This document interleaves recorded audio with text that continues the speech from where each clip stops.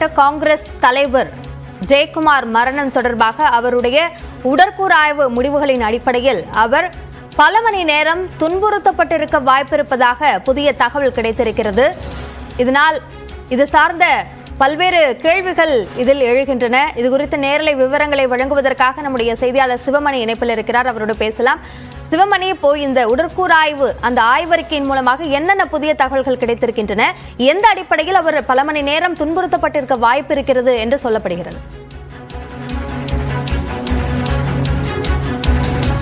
நிச்சயமாக திருநெல்வேலி கிழக்கு மாவட்ட காங்கிரஸ் தலைவராக இருந்த ஜெயக்குமார் கடந்த 4ஆம் தேதி பாதி எரிந்த நிலையில மீட்கப்பட்டார். உடற்கூறு பரிசோதனை திருநெல்வேலி அரசு மருத்துவக் கல்லூரி மருத்துவமனையில் மேற்கொள்ளப்பட்டது.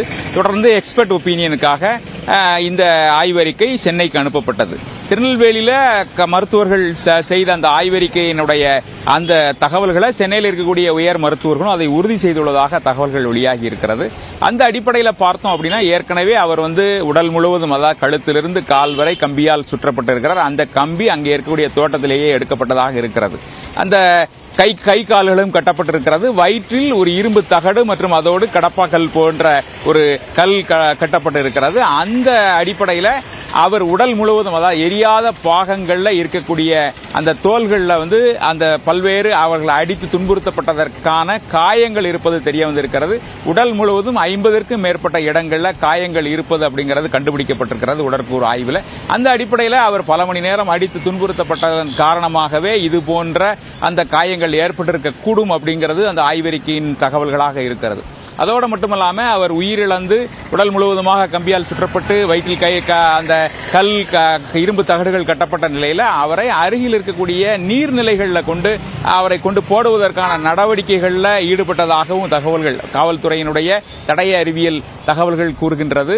அந்த தகவலின் அடிப்படையில் அவருக்கு, அதாவது வயிற்றில் கல் கட்டப்பட்டது, அதோடு மட்டுமல்லாம அந்த இரும்பு தகடுகள் கட்டப்பட்டது அப்படிங்கிற அந்த அடிப்படையில் அவர்கள் வீட்டில் இருந்து 3 கிலோமீட்டர் தொலைவில் தான் அந்த கடல் இருக்கக்கூடிய சூழல்ல தடயத்தை மறைப்பதற்கான நடவடிக்கையில் இந்த கொலை சம்பவங்களில் ஈடுபட்ட நபர்கள் ஈடுபட்டிருக்கலாம் அப்படிங்கிற தகவல்களும் வெளியாகி இருக்கிறது. காவல்துறை சந்தேக மரணம் என்ற அடிப்படையிலேயே தற்போது வரை இந்த வழக்கை நடத்தி வரக்கூடிய நிலையில் கொலையாளிகள் யார் என்பதை உறுதி செய்த பிறகே அதை 302 பிரிவின் கீழ் வழக்கு செய்வதற்கான வாய்ப்புகள் இருப்பதாக தெரிகிறது.